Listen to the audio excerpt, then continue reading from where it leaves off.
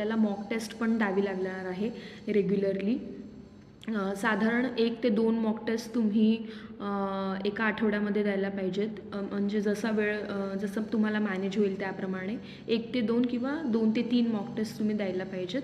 आणि त्या मॉक टेस्टचं व्यवस्थित टायमिंग लावून आपण ते सॉल्व करायला पाहिजे. आणि त्यानंतर त्याच्यामध्ये जे तुमचे वीक सब्जेक्ट, स्ट्रॉंग सब्जेक्ट्स असतील ते तुम्हाला ॲनालाइज करावे लागतील. आणि त्यानुसार तुम्हाला तुमचे सब्जेक्ट्स फोकस करावे लागतील की जे वीक सब्जेक्ट्स आहेत त्याच्यावर थोडासा म्हणजे जास्त नाही पण जे प्रश्न परीक्षेमध्ये विचारले जाऊ शकतात त्याचा अभ्यास तुम्ही करायला पाहिजे. पूर्ण विषय नाही पण जे प्रश्न शेवटच्या परीक्षेत विचारले जाऊ शकतात, जे मॉक टेस्टमध्ये किंवा प्रिव्हियस इयर क्वेश्चन्समध्ये येत आहेत ते तुम्ही सॉल्व करू शकता.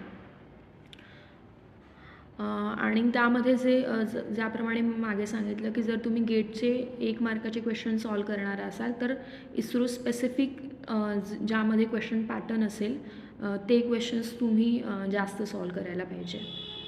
आणि